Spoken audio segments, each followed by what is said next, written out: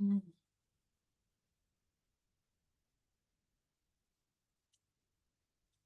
ஆரம்பிக்கலாங்களாம்மா? ஆரம்பிங்கம்மா, நீங்க இதை போட்டீங்க, ஆரம்பிங்க. சரி. திருச்சிற்றம்பலம். சாயா அன்பினை நாள்தோறும் தலைப்பவர் தாயே ஆகி வளர்த்தனை போற்றி. தென்னாடுடைய சிவனே போற்றி. எந்நாட்டவர்க்கும் இறைவா போற்றி.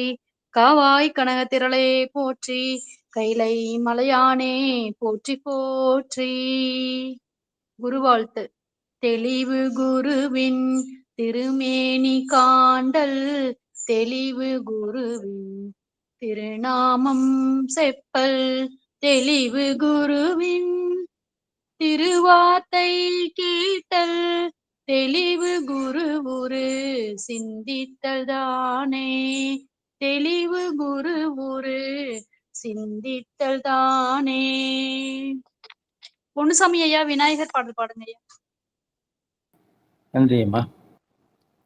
பிடியதன் உருவுமை கொளமிகு கரியது வடிகொடு தனதடி வழிபடும் அவரிடர் கடி கணபதி வர அருளினன் மிகு கோடை வழிவினர்வையில் வலி வலம்புரையிடையே.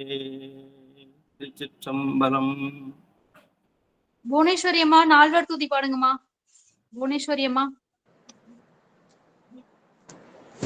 திருச்சிற்றம்பலம். சிவாய நமக்கு அனைத்தர திருவடி பணிகிறேன். நன்றிங்கம்மா. ஊழியர்கோன் வெப்பொழித்த புகழியர்கோன் கடல் போற்றி. ஆழிமிசை கல்மிதப்பில் அணைந்த பிரான் அடி போற்றி. வாழி திரு நாவலூர் வன்தொண்டர் பதம் போற்றி.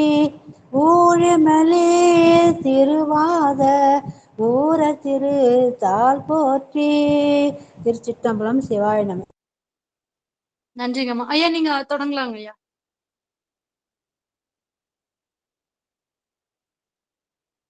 ஐயா மியூட் எடுத்துருங்க ஐயா. நம பார்வதி பதையே. ஹர ஹர மகாதேவா. தென்னாடுடைய சிவனே போற்றி. எந்நாட்டவர்க்கு மறைவாய் போற்றி.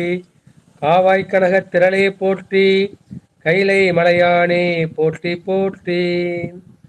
கற்பனை கடந்த ஜோதி கருணையே உருவம் ஆகி அற்புத கோலம் நீடி அருமறை சிரத்தின் மேலாம் சிற்பர வியோமம் ஆகும் திருச்சிற்றம்பலத்துள் நின்று பொற்புடன் நடம்புடுகின்ற பொங்கழல் போற்றி போற்றி. ஐயனே எனது உள்ளே நின்று அனந்த ஜென்மங்கள் ஆண்ட மெய்யனே உபதேசிக்க வெளிவந்த குருவே போற்றி. உய்யவே முக்தி நல்கும் உதவிக்கோர் உதவி நாயேன் செய்யுமாறு ஒன்றும் காணேன் திருவடி போற்றி போற்றி. குரு திருவடி போற்றி போற்றி. மெய் என்பர்களே, நம்மை எல்லாம் இயக்கிக் கொண்டிருக்கும் தில்லைக்கூத்தனின் திருப்பாதங்களை மனம் மொழி மெய்களால் வணங்கி மகிழ்கின்றேன். சைவத்தையும் தமிழையும் இதுவரை நமக்கு கட்டி காத்து கொடுத்தருளிருக்கும் சைவ மடாதிபதிகளின் பொன்னார் திருவிடைகளை திக்கு நோக்கி தென்னனிட்டு வணங்கி மகிழ்கின்றேன். இந்த இணையத்தில் இணைந்திருக்கும் அடியார் பெருமக்களின் திருவிடைகளை சிவனடியாக எண்ணி என் சென்னி மீது கூட்டிக் கொண்டு இன்றைய திருமந்திர சிந்தனையில் 3ஆம் தந்திரத்தின் நிறைவு பகுதியாக உள்ள அந்த சந்திர யோகம் 21வது தலைப்பாகிய அந்த சந்திர யோகம் என்ற தலைப்பில் இன்று நாம் சிந்திக்க இருக்கின்றோம். இதுவரைக்கும் நம்ம பல யோகங்கள் பார்த்துட்டோம். இந்த 3ஆம் தந்திரத்திலேயே நம்ம பார்த்தோம் அப்படின்னா நம்ம அஷ்டாங்க யோகம் அதை பற்றி நம்ம நல்லா விரிவாகவே பார்த்தோம். அதுக்கப்புறம் கேசரி யோகம், இந்த நாக்கை மேலே மடித்து கொண்டு மூச்சு காற்றை சுவாசிப்பது கேசரி யோகம் பார்த்தோம். அப்புறம் பரியங்க யோகம், அந்த இல்லற இன்பத்தையே மேல் இன்பமாக சிவானந்த இன்பமாக மாற்றக்கூடிய அந்த பரியங்க யோகத்தையும் பார்த்தோம். அதன் கடைசிய நிறைவு பகுதியாக உள்ள அந்த சந்திர யோகம் என்ற தலைப்பை பற்றி இன்று நாம் சிந்திக்க இருக்கின்றோம். இவை யோகங்கள்ல ரொம்ப சிறப்பு உடையது எது அப்படின்னா நமக்கு கடயோகம், அஷ்டாங்க யோகம், ஒன்னொன்னே யோகம் தான் சொல்றோம். பிராணாயாம யோகம், நியம யோகம் கூட ஒன்னொன்று யோகம் தான் சொல்றோம். அந்த யோகத்திலே சிறந்தது எது அப்படின்னா கேசரி யோகம். அந்த கேசரி யோகத்துக்கு அடுத்தபடியில் இருப்பது எது அப்படின்னா அந்த சந்திர யோகம். அதான் நிறைவு நிலையாக இருக்கின்றது. இதை வந்து 33 திருப்பாடல்களில் வந்து திருமல தேவநாயகர் வந்து சொல்லி முடிகின்றார். சந்திர யோகம் என்றால் என்ன, அதற்கு என்ன டெஃபினேஷன் அப்படின்னா, சந்திரனை விளக்கம் செய்கின்ற யோகம். சந்திரம் என்பது எதை குறிக்கும் அப்படின்னா, நம்ம யோகத்துல 3 மண்டலங்களை வந்து பார்க்குறோம். அக்னி மண்டலம், சூரிய மண்டலம், சந்திர மண்டலம். அந்த சந்திர மண்டலத்தை வந்து விளக்கம் சொல்லக்கூடியது இந்த யோக நிலையில் வந்து இந்த சந்திர மண்டலத்தை எப்படி அடைவது. இந்த சந்திர மண்டலம் எங்க இருக்கு, அது வந்து இந்த 6 ஆதாரங்களை கடந்து 6வது ஆதாரமாகிய இந்த ஆக்யா சக்கரமும் இங்க சகசிரார சக்கரம் என்கின்ற அந்த ஆயுதமிதழ் தாமரை, அது இரண்டும் சேர்ந்ததுதான் நமக்கு சந்திர யோகம். இப்போ முதல் திருப்பாடலுக்கு வந்து நம்ம போகலாம். ஏதும் மதிக்கலை சூக்கத்தில் ஏறி எய்துவ தோளம் இருவகை பக்கத்துள் எய்தும் கலை போல ஏறி இறங்குமாம் தொய்யது சூக்கத்து தூளத்த காயமே. இந்த பாட்டுல வந்து ஒரு என்ன செய்கின்றார் அப்படின்னா வந்து இதுல நமக்கு ஸ்தூலமா அந்த சந்திரன் தெரியுது. அந்த சந்திரன் உள்ள அந்த 16 கலைகளையும் அந்த ஏறு முகத்துல வந்து 16 கலைகள், இறங்கு முகத்துல வந்து சுக்லபட்சம் கிருஷ்ணபட்சம்னு சொல்றோம். அந்த 16 கலைகள் இருக்கு, அது ஸ்தூலமா இருக்கு.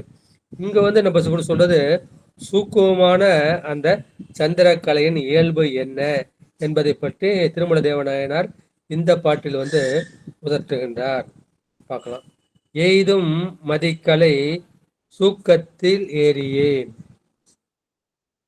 நம்ம வந்து யோகத்துல எதை பயன்படுத்துறோம் அப்படின்னா, வாயுவை பயன்படுத்துறோம், காற்றுவை பயன்படுத்துறோம்.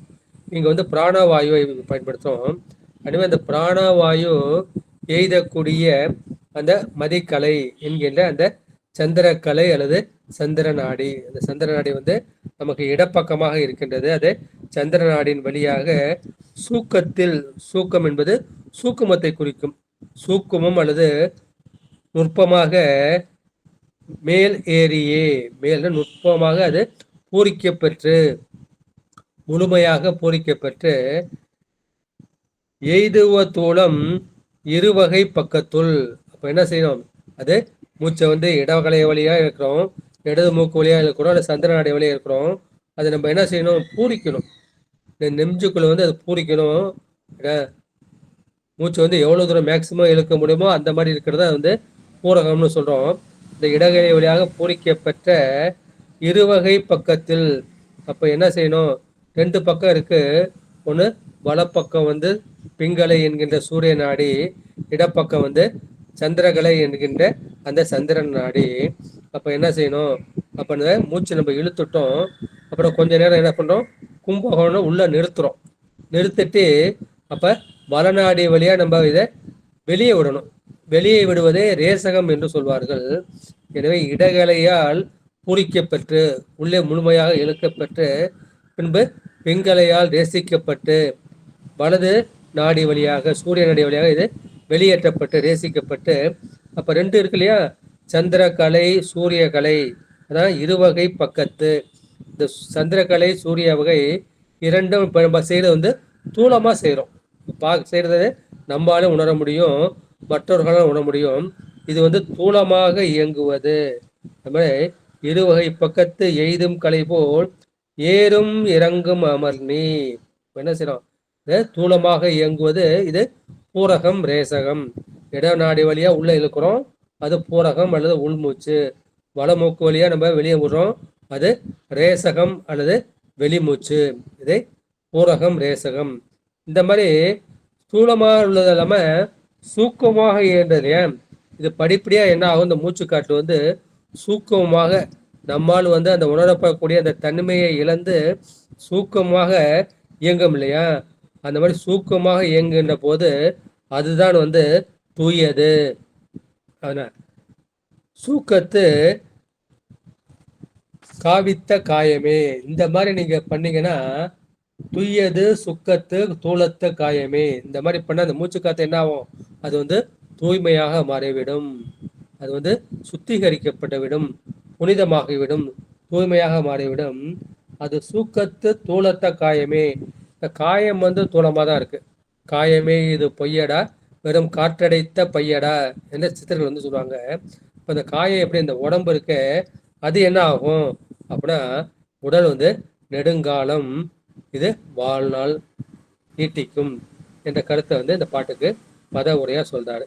நம்ம எப்போ பார்த்தாலும் திருமணர் வழி பார்த்தோம்னா மூச்சை வந்து இடநாடி வழியாக தான் இழுக்கணும், சந்திரகலை வழியாக தான் இருக்கணும். சந்திரகலையாக அந்த இடநாடி வழியாக என்ன செய்கிறோம், நம்ம வந்து இந்த மூச்சை வந்து நம்ம ஸ்தூலமாக தான் இருக்கிறோம். ஸ்தூலமாக இருக்கிறப்ப அது உள்ள காற்றாகி அந்த பிராணன் வந்து அது வந்து சூட்சமாக இருக்குது. இனிமேல் சூட்சமான பிராணன் வந்து என்ன செய்யுது, முழுமையாக உள்ளே வந்து பூரிக்கப்படுகின்றது, முள்ள வந்து இழுக்கப்படுகின்றது. இழுக்கப்படுற கொஞ்ச நேரம் வந்து கும்பகோணம் நெஞ்சிலே நம்ம தங்க வைக்கிறோம். தங்க வச்சுட்டு என்ன செய்கிறோம், வளநாடி வழியாக நம்ம வந்து மென்மையாக வெளியிட போகிறோம். எனவே என்ன செய்யுது, இடநாடி வழியாக பூரகம் செய்கின்றோம், வளநாடி வழியாக ரேசகம் செய்கின்றோம். இது எப்பொழுதும் 24 மணி நேரமும் வந்து இயங்கி கொண்டே இருக்கும். இந்த மாதிரி இயங்கிக்கிறப்ப நீங்கள் அதில் கவனத்தை வச்சு செஞ்சீங்க அப்படின்னா என்ன ஆகும், அப்போ வந்து அந்த உடல் மனம் பிராணன் மூன்றுமே தூய்மையாகும். இந்த தூய்மையாக ஆன்மா வந்து தூய்மையாகும். நம்ம தூளத்தில் என்ன பண்ணுறோம், அந்த 2 நாடி வழியாக இயக்கிறோம். சந்திர நாடி வழியாக உள்ள இழுக்கிறோம், சூரிய நாடி வழியாக இழுக்கிறோம். இந்த 2 நாடி வழியாக நம்ம இயங்கிக் கொண்டிருக்கும். இது வந்து சந்திர யோகம் என்று சொல்லப்படும். இதனால் சரீர சுத்தம் உண்டாகும், எங்களுடைய வாழ்நாளை நீங்கள் நீட்டித்துக் கொள்ளலாம் என்ற கருத்து வந்து இந்த முதல் பாடலுக்கு வந்து சொல்லப்படுகின்றது. எனவே இப்போ நம்ம சந்திர நாடியில இருக்கிறப்ப சந்திரனில் வந்து 16 கலைகள் இருக்கின்றன. அந்த 16 கலைகளும் என்ன செய்தது, அது ஸ்தூலத்திலிருந்து நுண்மையாக மாறும். இப்போ என்ன, இந்த ஏறு பிறை இருக்குங்களா, சுக்லபட்சம் இல்லையா, அந்த மாதிரி என்ன ஏறிக்கிட்டே போகுது. அப்புறம் என்ன தேய்பிறை வருது, தேய்பிறை வரப்ப அது என்ன இறங்குது, அந்த இறங்கு முகம் என்கின்ற அந்த கிருஷ்ணபட்சம். அப்போ என்ன செய்யும், அது நுண்மையிலிருந்து வளர்ந்து அது பருமையாக நிறைவேறும்.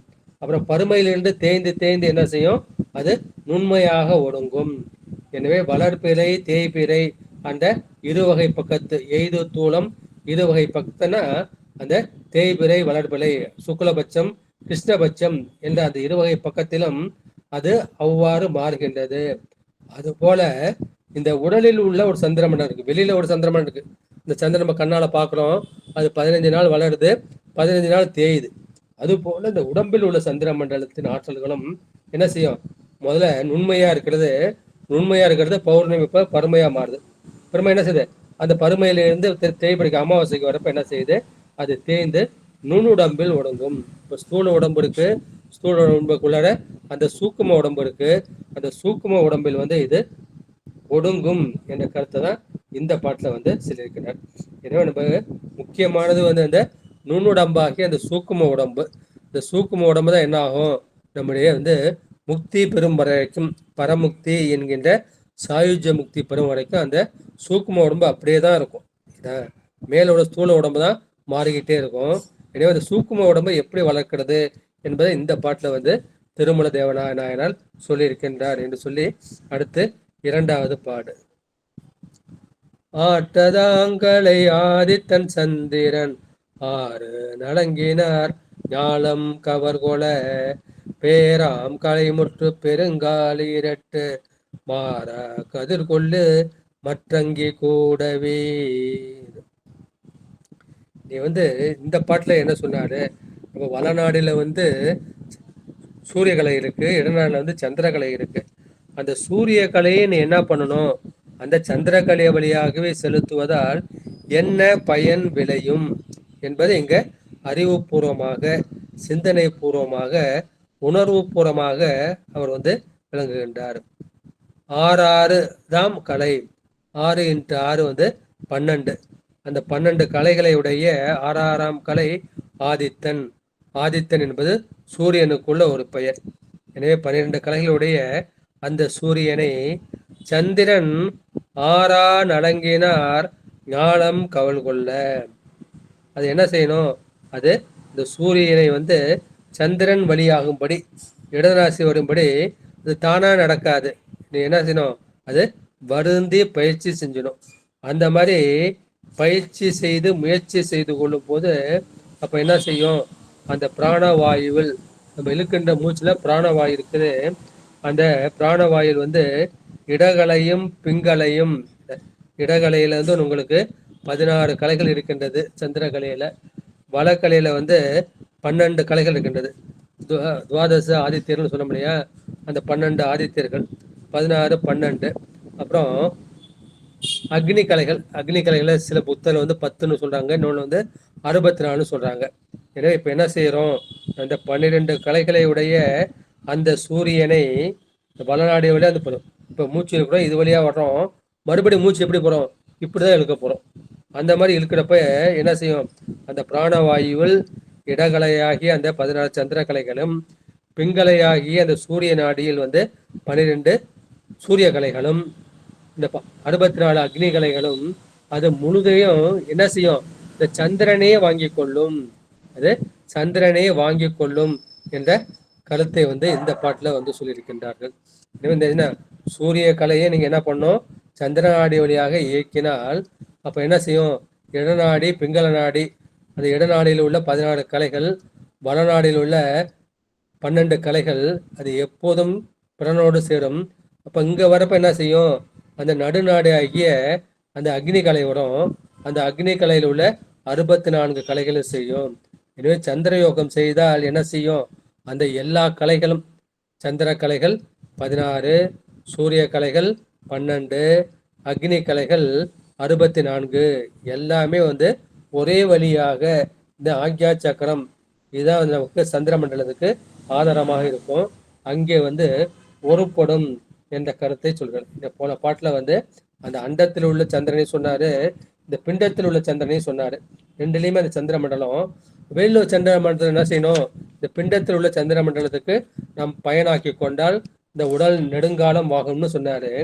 இந்த பாட்டுல என்ன சொல்றாரு, இந்த யோகத்திற்கு உரியது அந்த சந்திரகலை, சூரிய கலை, அக்னி கலை. சந்திரகலை 16, சூரிய கலை 12, அக்னி கலை 10 என்ற எண்ணிக்கை உடையன. அப்ப என்ன செய்யும், அந்த யோகி என்ன செய்வான், இந்த இயங்குகின்ற எல்லா கலைகளையும் தனது அறிவால், தனது ஆன்ம அறிவால் அறிந்து அதை அந்தந்த இடத்தில் அமைக்க, அப்ப என்ன செய்யும், அந்த அண்டத்தில் உள்ள சந்திரன் வந்து எப்படி இயங்குமோ அது போல இந்த பிண்டத்தில் உள்ள சந்திரனும் வந்து இயல்பாகவே இயங்கும். ஏனால் இது யோகியால் அறிந்து அமைக்கப்படுவது. ஒரு கலைனா என்ன, கலைங்கிறதுக்கு பல அர்த்தங்கள் வந்து இருக்கின்றன. நான் ஏற்கனவே வந்து சொல்லியிருக்கேன், உடுக்கும் கலை என்று. இது வந்து கலசை கோவையார்னு ஒரு அகநூல், அந்த அகநூல்ல வந்து அவங்க சொல்ற உடுக்கும் கலை என்று. நம்ம போடுற மாதிரி இந்த ட்ரெஸ் இருக்கு, இதையும் வந்து கலைன்னு தான் சொல்லுவாங்க. ஓதும் கலை என்று நம்ம படிக்கிற நூல் இருக்கே, அதையும் வந்து கலைன்னு தான். புல்வாய் மடுக்கும் கலை என்று, இந்த சகோர புல்னு ஒரு புல் இருக்கு, அந்த பறவை இருக்கு, அந்த பறவை வந்து எதை உணவாக கொள்ளும் அப்படின்னா அது இந்த சந்திரன் இருக்கு இல்லையா, இந்த சந்திர கதிர்கள் தான் அது புல்வாய் மடுக்கும் கலை என்று. அப்புறம் என்ன கலை அப்படின்னா, நான் வந்து அந்த மான் என்கின்ற அந்த கலையை தேடி வந்தேன். ஒரு தலைவன் வந்து தலைவை தேடும் போது அது சந்திப்பதற்கு அந்த மான் வந்து உபயோகமா இருக்கும். இந்த மதுரை வீரன் படத்துல வந்து பார்ப்பீங்க இல்லையா, அது போல அந்த தலையோட தோழிகள் கேட்கும்போது சொல்லுவான், நான் வந்தது உடுக்கும் கலை என்று, ஓதும் கலை என்று, புல்வாய் மடுக்கும் கலை என்று, இந்த பெண்களின் கண்கோளோட மறுச்சியுடைய அந்த மானாகிய கலையை தேடி வந்தேன்னு சொல்லுவாரு. இது வந்து அது இலக்கியத்துக்கு உண்டானது.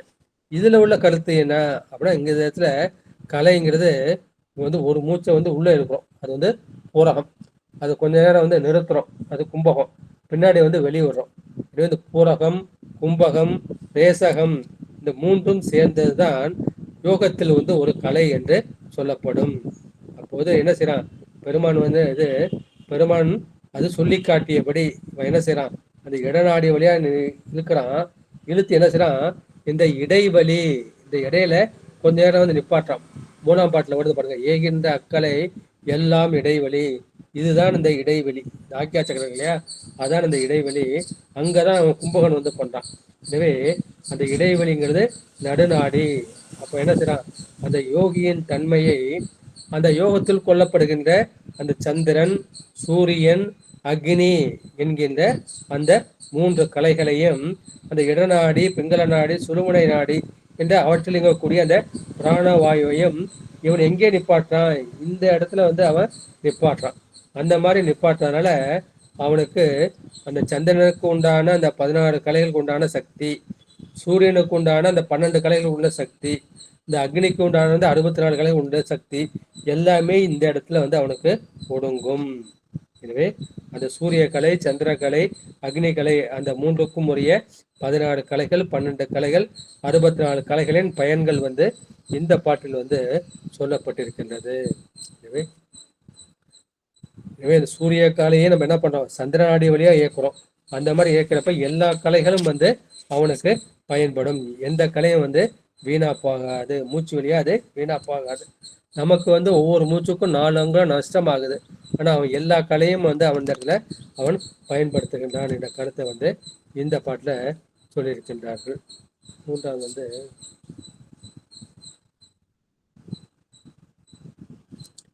ஆகின்ற பத்திரமா, ஆராதாம் கலை ஆதித்தன் சந்திரன் நாரா நலங்கினர் ஞாலம் கவர்கொல பேராம் கலை முற்றும் பெருங்காலீரட்டும் மாறா கதிர் கொள்ளும் மற்றங்கி கூடவே. இந்த பாட்டு வந்து போன பாட்டோட கருத்து தான். இந்த சூரிய கலையை வந்து நம்ம என்ன செய்யறோம், சந்திர கலையால் செலுத்தக்கூடிய பயன் என்ன? ஆறாதாம் கலை, 6 அதாம் கலை, 12 கலைகளுடைய ஆதித்தன் சூரியன், அது சந்திரன், அந்த சந்திரன் வழியாகும்படி வருந்தி பயில்கின்ற அந்த யோகி அவன் வந்து உலகத்தை அனைத்தையும் கவர்ந்து கொள்ளுடைய சக்தியை பெறுவான். அவன் பிராணவாயுவில் இடகலையும் பிங்களையும் ஆகிய அந்த 16 கலைகளையும் அக்னிகளையும் சேர்த்து அந்த சந்திரனே பயன் கொள்ளும் என்று அந்த கருத்தை வந்து சொல்லியிருக்கின்றார்கள். நடுவில் ஒரு பாட்டு வந்து சொன்னா இல்லைல்ல, இது வந்து தர்மபுர உடையில இருக்கு, இதுல இடத்துல ஆகின்ற சந்திரன் சூரியன் அங்கியுள் ஆகின்ற ஈரொட்டு 6 2 ஏகின்ற அக்கலை எல்லாம் இடைவெளி ஆகின்ற யோகி அறிந்த அறிவே.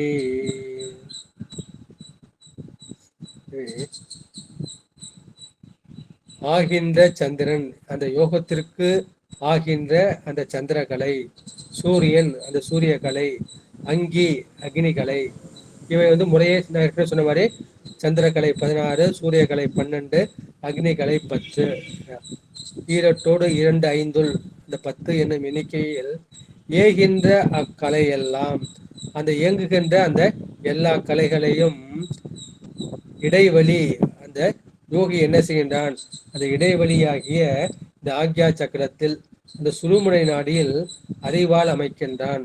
அந்த மாதிரி அமைக்கும் போது அந்த அண்டத்தில் உள்ள சந்திரன் அவதி எப்படி இயங்குகின்றதோ அதுபோல அந்த பிண்டத்தில் உள்ள அந்த சந்திரனும் அவனுக்கு அப்படியே இயங்கும் என்ற கருத்து வந்து இந்த 2வது பாட்டுல வந்து இங்க தர்மபுரத்துல இருந்து சொல்லியிருக்காங்க.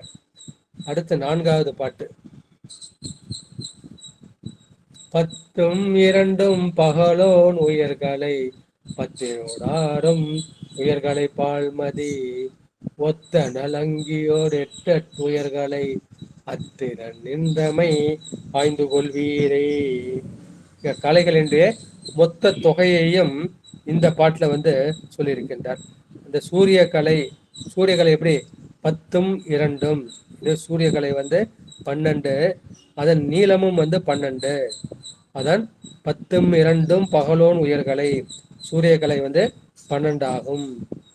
10 6 உயர்கலை பான்மதி, 10 கூட்டல் 6 16, அந்த 16 வந்து உயர்ந்த கலையாகிய அந்த பான்மதி அந்த சந்திரகலை.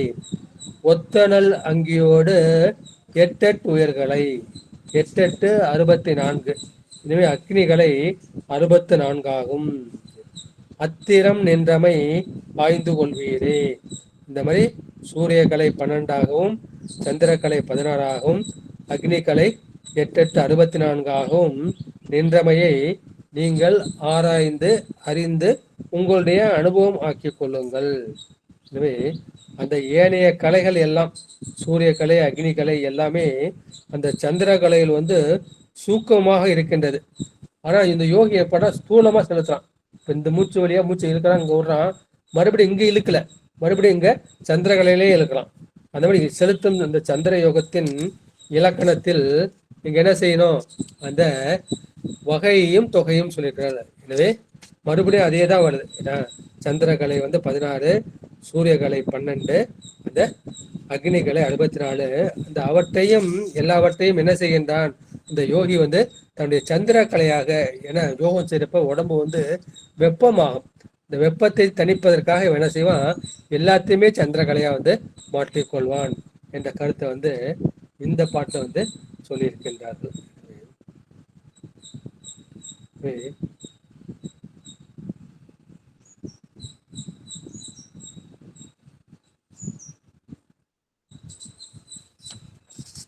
அடுத்து 5வது பாட்டு. எட்டணலின் கலையாகும் ஈராறு சுட்டப்படும் கதிரோனுக்கும் சூழ்களை கட்டப்படும் ஈரட்டாகும் மதிக்கலை ஒட்டப்படா இவை ஒன்றொன்றாகவே. எட்டெட்டு அளவின், எட்டெட்டு அது 64. அந்த 64 கலை வந்து அந்த அக்னி கலை. ஈராறு, ஈராறு 12 அது வந்து சூரிய கலை. இது கட்டம்படும் கதிரோனுக்கு ஈராறு, அவனுக்கு வந்து ஈராறு 12. சூழ்களை கட்டம் படும் ஈரெட்டு, ஈரெட்டு 16. எனவே இது சந்திரனுக்கு உண்டானது. அது எத்தனை இருக்குது அப்படின்னா அந்த இடத்துல வந்து 16. அது மதிக்கலை. ஒட்டப்படா இவை அது ஒன்றோடு ஒன்று ஆகவே. இது ஒன்றோடு ஒன்று ஒட்டி கொள்ளாது, இது தனித்தனியாக தான் இருக்கும். எனவே இந்த 64 அக்னி கலை, 12 சூரிய கலை, 16 சந்திரகலை, இது எல்லாம் என்ன செய்யும், அது ஒன்றோடு ஒன்று ஒட்டப்படாது என்ற அந்த கருத்தை வந்து அத அந்த மூவகை கலைகளுக்கும் 3 வகையான ஸ்தானங்கள் அல்லது இடங்கள் இருக்கும். அந்த இடங்கள்ல வந்து அவை வந்து தனித்து தான் இயங்கும், அது தனித்தனியாக தான் இருக்கும். ஆனா யோகி என்ன செய்யறான், அதை வந்து இடகலை வழியாக இழுத்து பின்கலை வழியாக விட்டு மறுபடியும் இடகலை போய் இங்க சுழுமுனையில போய் சேரும். அங்க வந்து அதை ஒன்றோடு ஒன்று அவன் கலக்க செய்வான் என்ற கருத்தை வந்து இந்த பாட்டுல அவர் வந்து சொல்லி இருக்கின்றார்கள்.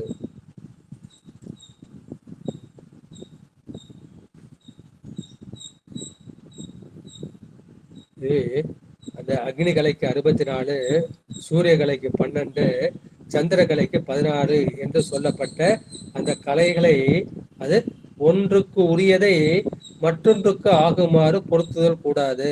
இப்போ ஒரு கலைனா ஒரு மூச்சு இழுக்கிறோம், நிறுத்துறோம், விடுறோம், அதை வந்து என்ன செய்யணும், 12 வந்து 12 தான் இருக்கணும், 16 16 தான் இருக்கணும், 64 வந்து 64 தான் இருக்கணும்.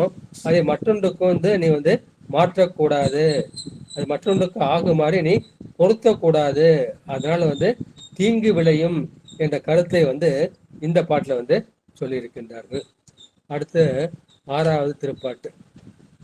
எட்டெட்டும் ஈராறும் ஈரட்டும் தீக்கதிர் கட்டிட்ட சோமனில் தோன்றும் கலையென கட்டப்படும் தாரகை நாளுல கட்டிட்ட 96 கலாதியே. இங்க வந்து 96 எங்களோட எண்ணிக்கையை சொல்றாரு. நமக்கு வந்து 96 சைவ சித்தாந்தம் படித்தவங்களுக்கு நல்லாவே தெரியும். அது என்ன, அது தத்துவங்கள் வந்து 30, தாத்துவியங்கள் வந்து 66. அந்த 66 கூட்டல் 30 சேர்த்தோம்னா நமக்கு வந்து 96 வரும். அந்த 96ஐயும் இந்த கலைகளோடு பொருத்தி சொல்லுகின்றார். அதான் இந்த பாடலோட சிறப்பு. எட்டெட்டும், 8 64, ஈராறு ஈராறு 12, ஈரெட்டும் ஈரெட்டு 16. அந்த 8 என்பது அந்த அக்னி கலை, ஈராறு என்பது அந்த சூரிய கலை, ஈரெட்டு ஆகிய 16 அந்த சந்திர கலை ஆகிய 3 கலைகளையும் தீக்கதிர் கட்டிட்ட சோமனில் தோன்றும் கலையெல்லாம். அப்போது அந்த வருந்துகின்ற என்ன செய்யலாம், அந்த மூட்டையும் மூச்சு பயிற்சி செய்யறப்ப உடம்பு கொஞ்சம் வருத்தப்படுறப்ப அது என்ன செய்யும், அந்த கலைகள் எல்லாம் எங்க சேரும் அப்படின்னா சோமனில் தோன்றும் கலைகள், சோமனாகி அந்த சந்திர மண்டலத்துல வந்து தோன்றக்கூடிய அந்த கலைகள்.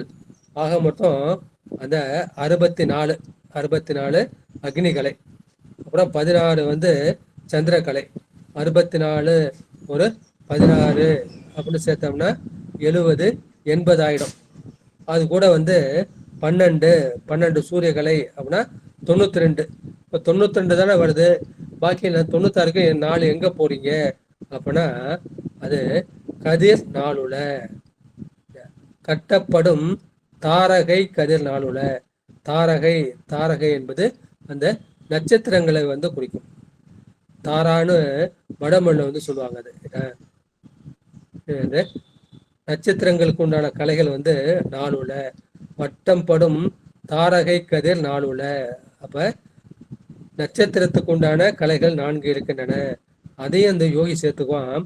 அப்ப அந்த 96 இவன் உடம்புல வந்து தத்துவமாகவும் தாத்திகமாகவும், இந்த 36 தத்துவங்களும் 66 தாத்திகளும் சேர்ந்த அந்த 96 தத்துவமாக கொண்டு இந்த உடல் வந்து இயக்கம் செய்யும். இந்த பாட்டுல வந்து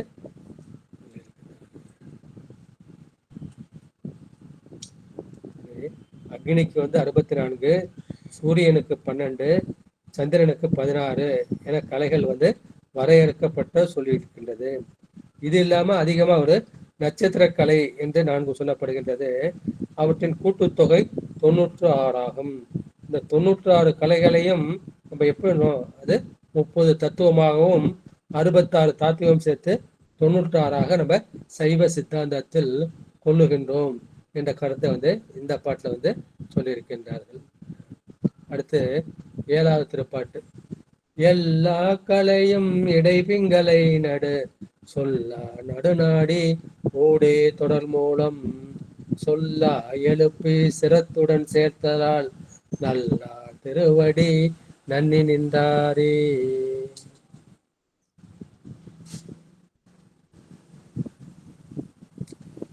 எல்லா கலைகளையும் நம்ம மேல சொன்ன மாதிரி நமக்கு ஸ்தூல நாடி சூக்கும நாடின்னு இருக்கு.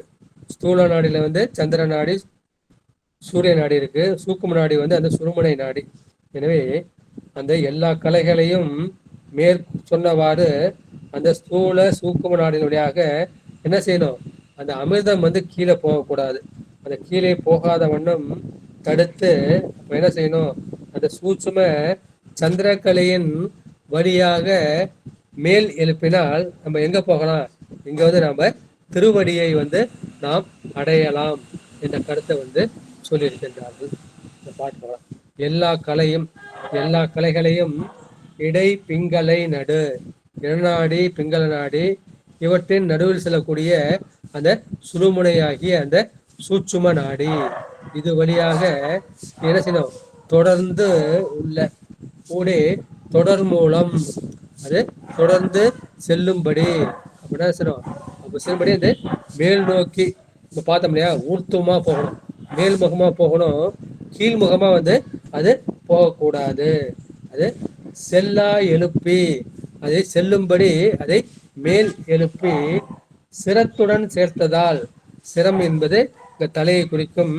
தலையில் உள்ள இந்த பிரம்மரந்திரம் என்கின்ற அந்த சகசிராரம் அல்லது அந்த 1000 இதழ் தாமரை செல்வம் அதனோட சேர்த்தால் அந்த யோகி என்ன செய்வான், அவன் வந்து இங்க திருவடியை அடைவான். வலப்பக்கம் வந்து பெருமானுடைய ஞான திருவடி, இடப்பக்கம் வந்து அம்பாளுடைய அந்த கிரியை திருவடி. அவன் ஞானம் கிரியை 2 சித்திக்கும் அவன் வந்து அந்த சிவனடியை சேர்வான். அவன்கிட்ட நான் எனது என்கின்ற அகங்காரம் மமகாரம் வந்து அட்டு போய்விடும். நான் எனது அட்ட இடமே திருவடி என்று திருச்செந்தூர் கந்தர் வழிபாடு வந்து பார்க்கலாம். எனவே இந்த நடுச்செல்லான் நடுநாடி, நடுவில் செல்கின்ற, செல்லா என்பது செய்கின்ற வாய்ப்பாட்டு வினையச்சோம். அந்த நடுவில் செல்லக்கூடிய அந்த சுழுமுனையாகிய அந்த நாடியில் நீ என்ன செய்யணும், அந்த சூட்சும கலையை, இது எங்கேருந்து இருக்கு, இது மூலாதாரத்திலிருந்து இங்க பிரம்மரந்திரம், இங்க ஆக்யா சக்கரம், இங்க பிரம்மரந்திரம், இது வரைக்கும் ஒரு தண்டு மாதிரி போகுது. எனவே அந்த மூச்சு காற்றை அப்படியே மேலே எழுப்பி இந்த பிரம்மரந்திரமாகிய இந்த மதிமண்டலம் அல்லது சந்திர மண்டலம் வரையும் வியாபித்திருந்தால் அதன் வழியாக நாம் அடைவது சந்திர யோகம். அந்த சந்திர யோகத்தை யார் சித்தி செய்கிறார்களோ அவருக்கு பெருமான் தன்னுடைய திருவடிப்பேற்றை கொடுப்பார் என்ற கருத்தை இந்த பாட்டில் சொல்லியிருக்கின்றார்கள். எல்லா கலையும் இந்த 96 கலையும் இடை பிங்களை நடு, இடகலை பிங்களை சுழுமுனை என்ற நடுநாடி வழியாக தொடர் மூலம் தொடர்ந்து பயிற்சி செய்தே கொண்டு செல்லா எழுப்பி கீழே போகமான மேலே எழுப்பி மூலாதாரத்திலிருந்து அது பூரகம், கும்பகம், ரேசகம் இவற்றால் படிப்படியாக எழுப்பி அப்புறம் மூலாவது சுவாதிஷ்டானம், மணிப்பூரகம், அநாகதம், விசுத்தி ஆகிய சகசாரம் இந்த கொண்டு போய் சேர்த்துட்டா அந்த இடத்துல பெருமானுடைய திருவடி இருக்கின்றது. யோகிகள் அவனுடைய திருவடியை இங்கேதான் வைத்து சிந்தித்து கொண்டிருப்பார்கள். என்ன சொல்லுவாங்க, நம்முடைய அப்பர் பெருமானை கொண்டு போய் என்ன செய்யறாங்க, அந்த சுண்ணாம்பு காலவாயில போடுறாங்க.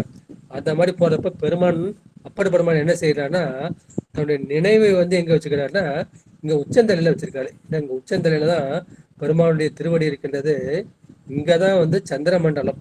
சந்திர மண்டலம் தான் என்ன செய்யணும், அந்த சுண்ணாம்ப கால்வாயின் அனல் தன்னை தாக்காது என்ற யோக நுட்பத்தை அப்பர் பெருமானும் அங்க பயிற்சிக்கின்றார்.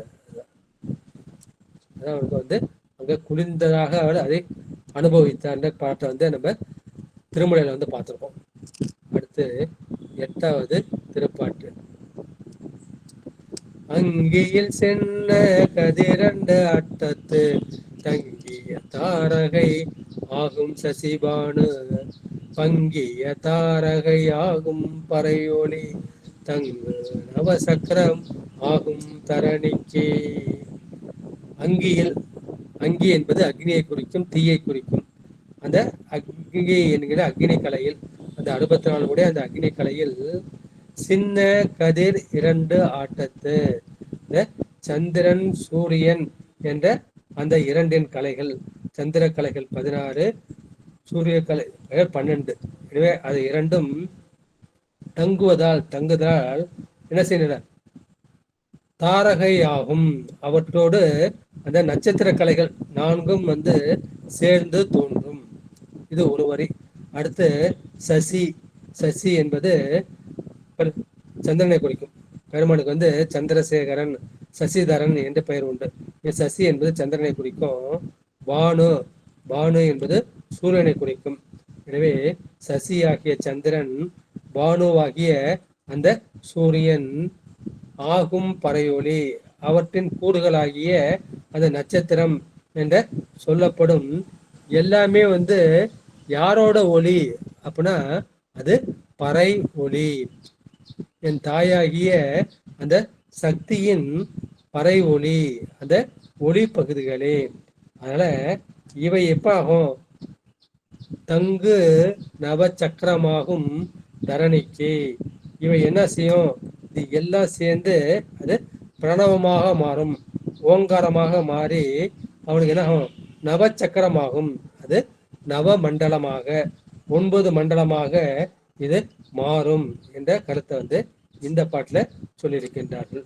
அங்கியில் அக்னி கலையில் சின்ன கதிர் 2 ஆட்டத்து, இந்த சின்ன கதிர்களாகிய சந்திரன் சூரியன் அவற்றின் கலைகள் தங்குவதால் அது தாரகையாகும். அவற்றோடு சேர்ந்து 4 நட்சத்திர கலைகள் தோன்றும். சசி பானு, சந்திரன் சூரியன், பங்கிய தாரகை அவற்றின் கூறுகளாகிய அந்த நட்சத்திரம், அதிலிருந்து 4 கலைகள் தோன்றும். எனவே இந்த எல்லா ஒளியும் யாருடைய ஒளி, அது பறை ஒளி. இது அம்பாளின் ஒளிதான். அம்பாள் தான் ஒளியாக இருக்கின்றார். இது அம்பாளின் ஒளி பகுதிகளே. இது என்ன ஆகும், அது தங்கு நவ சக்கரமாகும் தரணிக்கு. இந்த பூமிக்கு அது பிரணவமாகி ஓங்காரமாகி அது நவமண்டலமாக பயன்பெறும் என்ற கருத்தை இந்த பாட்டுல சொல்லியிருக்கின்றார்கள். இது நவச்சக்கரம் என்றால் என்ன, நவச்சக்கரம்னு பிற்பாடு நம்ம பார்க்க போறோம். அங்கியில் சின்ன கதிர் இரண்டு ஆட்டத்து, அங்கியில் கூறப்பட்ட அந்த கதிர்கள் அதை இரண்டும் விளக்கம் பெற்ற காலத்து அது நட்சத்திரங்களைப் போல விளங்கும். அவையே என்ன செய்யும்? ஒரு பக்கம் சந்திர மண்டலமாகவும் மற்றொரு பக்கம் சூரிய மண்டலமாகவும் இருக்கும்.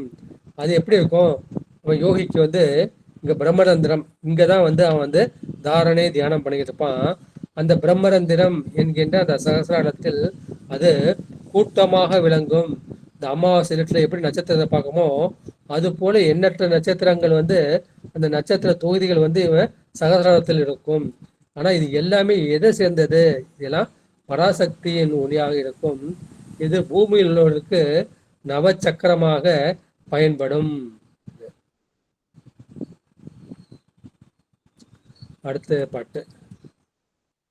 தரணி சலங்கனல் கால் தக்க வானம் அரணிய பானு அருந்திங்கள் அங்கி முரணிய தாரகை முன்னிய ஒன்பான் பிரணவமாகும் பெரிநெறிதானே. போன பாட்டுல வந்து ஓங்காரமாகி நவமண்டலமாக மாறும் சொன்னாரு. அந்த பிரணவத்திலிருந்து என்னென்ன வந்து விளங்குகின்றது, என்னென்ன தோன்றுகின்றதுங்கிற இந்த பாட்டுல வந்து சொல்லியிருக்கின்றார். தரணி, தரணி என்பது நம்மை தாங்குவது, அதை வந்து பூமியை வந்து குறிக்கும். சலம், சலம் என்பது அது ஓடக்கூடியது, அசையக்கூடியது, அது நீரை குறிக்கும். கனல், கனல் என்பது சுடக்கூடிய நெருப்பை குறிக்கும். கால், கால் என்பது காற்றை குறிக்கும். மூலாதாரத்து மூண்டலு கனலை காலால், காலால் காற்றால் எழுப்பும் கருத்தறிவித்து. எனவே கால் என்பது காற்றை குறிக்கும். தக்க வானம், இந்த 4 பூதங்களும் எதுல தங்கி இருக்கு அப்படின்னா அவற்றிற்கெல்லாம் இடம் கொடுக்குகின்ற அந்த வானமாகிய ஆகாயம். எனவே தரணி என்கின்ற பூமி, சலம் என்கின்ற நீர், கனல் என்கின்ற நெருப்பு, கால் என்கின்ற காற்று, இவை 4ஐயும் தாங்கி நிற்பதற்கு இடம் கொடுக்கக்கூடிய அந்த வானம். இதான் முதல் வரி. அரணிய பானு அருந்திங்கள் அங்கு.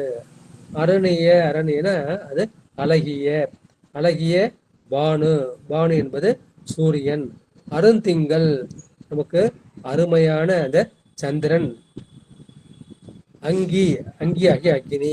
அப்புறம் முரணிய தாரகை, இவற்றிலிருந்து மாறுபட்டு முரண்டு பிடித்து நிற்கக்கூடிய இந்த நட்சத்திரங்கள் ஆகிய இந்த 9ம் என்ன பிரணவமாகும் பெரு நெறி தானே. இவை 9ம் பிரணவத்திலிருந்து உண்டாகும் பெரிய நெறிகளாகும். எனவே இந்த பிரணவமாகிய சூக்குமத்தில் இருந்துதான் இந்த தூள பொருள்களாகிய இந்த 5 பூதங்களும், அந்த 2 சுடர்களும், அந்த தாரகை ஆகிய அந்த நட்சத்திரமும், ஒன்பான்கிற, ஒன்பான்னா 9. அந்த 9 என்ன? ஒன்று வந்து பூமியை ஆகிய தரணி, 2வது சலமாகிய நீர், 3வது கனலாகிய அந்த நெருப்பு, 4வது காலாகிய அந்த காற்று, 5வது அது வானம். அடுத்தம் பெருமானுக்கு அட்டமூர்த்தி உடையம் இருக்கு இல்லையா? அந்த அட்டமூர்த்தி உடைய அடுத்து வந்து அரணிய பானு, பெருமானுக்கு வலது கண்ணாக இருக்கக்கூடிய அந்த அழகிய சூரியன். அருந்திங்கள், பெருமான் தலைமுடியில் இடம்பெறக்கூடிய அந்த அருமையை பெற்ற அந்த திங்கள். அருந்திங்கள் அங்கி, இது எல்லாத்துலயுமே என்ன இருக்கு? அங்க அங்கி ஆகிய அந்த தீ இருக்கின்றது. அந்த தீ எங்க இருக்குது? முரணிய தாரகை, இந்த மாறுபட்டு கூடக்கூடிய அந்த நட்சத்திரங்கள். எனவே இந்த 9ம் சேர்ந்து அது 9 மண்டலங்களாக, நவமண்டலங்களாக அவை தூளப்பொருள்களாக மாறும் என்ற கருத்தை வந்து இந்த பாட்டுல வந்து சொல்லியிருக்கின்றார்கள்.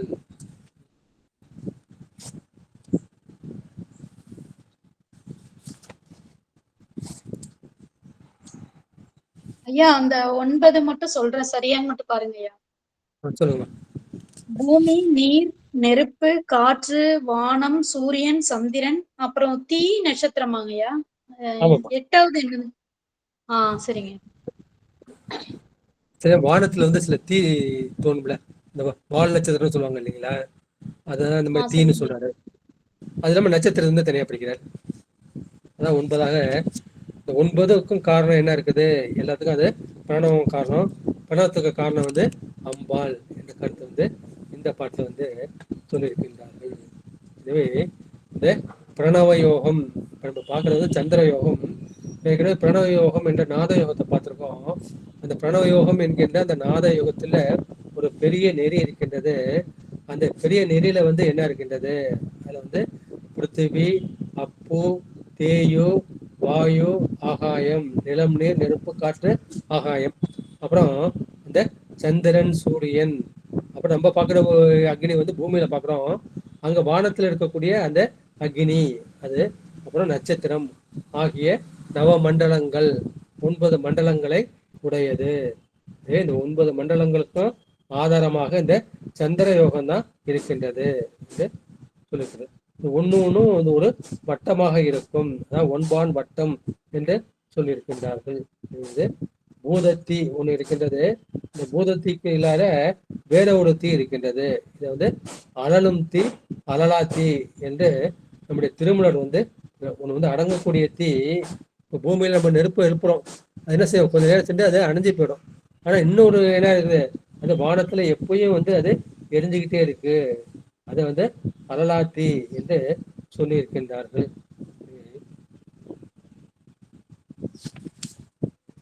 அடுத்த 10வது திருப்பாட்டு.